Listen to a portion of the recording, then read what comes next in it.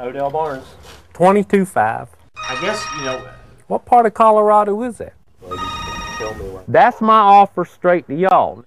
Odell Barnes has gotten rich selling houses, lots and lots of houses, nearly all of them houses in foreclosure. 7,500.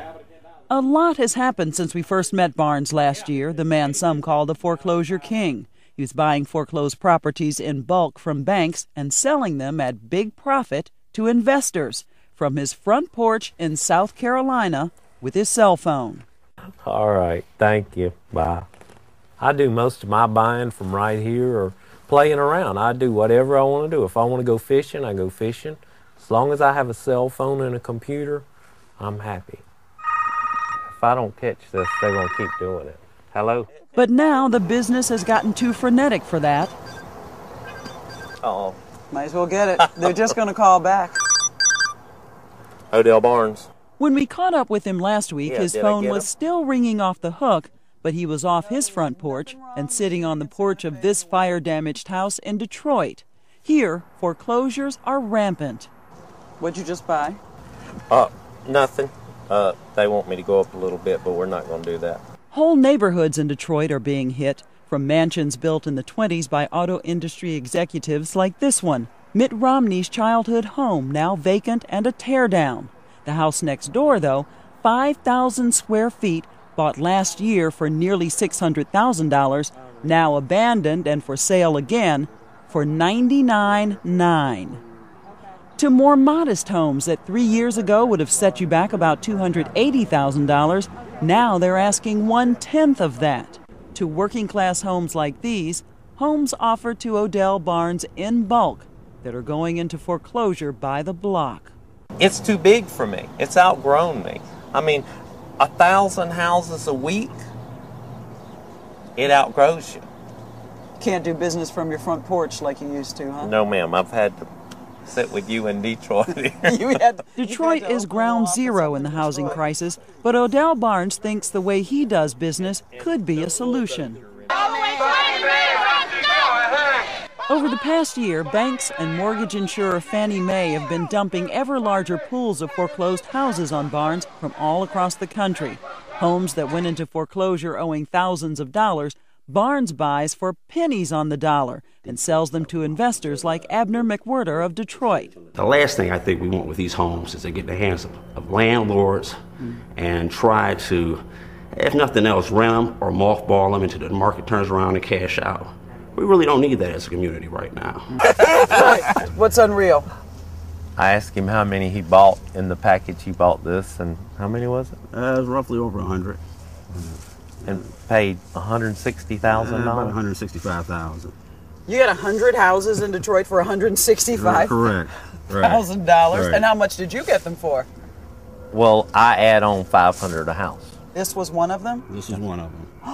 It's a beautiful little house. This brick cottage on a quiet street, which once would have sold for about $100,000, Barnes and his partners got it for about $2,000 and sold it for $1,000 down, $595 a month, for a total of $53,000. First off, how we determine a house, the price of a house, is when my sign people get there, they ask the neighbors how much things rent for in that neighborhood. So if the rent in that neighborhood is $400 a month, our house payment would normally be $275. So it's less than rent. Barnes says he's selling at prices buyers can actually afford, and he sells them fast. In the first week I own a house, I would like for you to have a 550 credit score. The second week I own a house, if you got a job, I'll sell it to you. The third week I own a house, if you're breathing, I'll sell it to you. Because I want it moved. I want somebody in that house. Nadine Miller, a divorced single mother, overcame a lot of skepticism to buy this 3-bed bungalow. $500 down, $295 a month. No catch. No catch. Really. And it's your house. It's not rent. Not rent. Now she's a believer and has talked other friends into buying as well. Wow.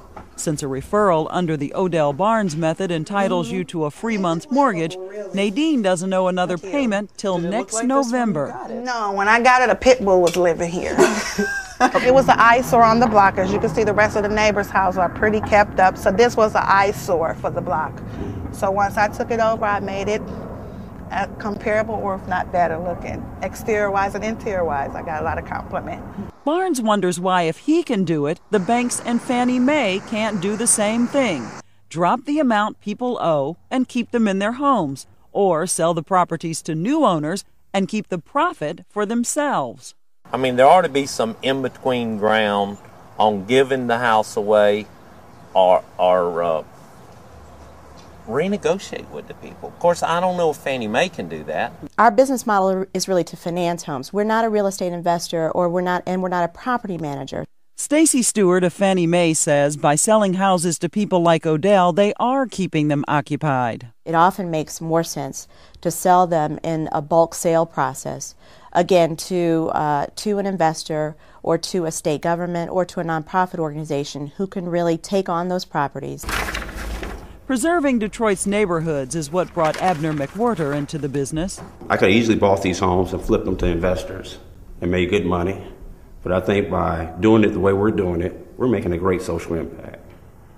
And is that what's more important to you? I want to make money too, but I also want to feel good when I go to bed at night. And I think I do that with this particular model that we have. What's scaring Odell Barnes now is that prices are down, quality is up, and he's buying houses everywhere. Everywhere.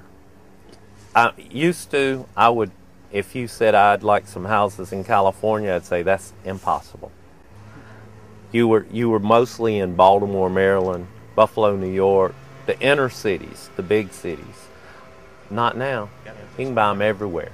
What I do on a lot of my houses like this, I will want them to pay me the $500 down, but I'll give them a year with no payments.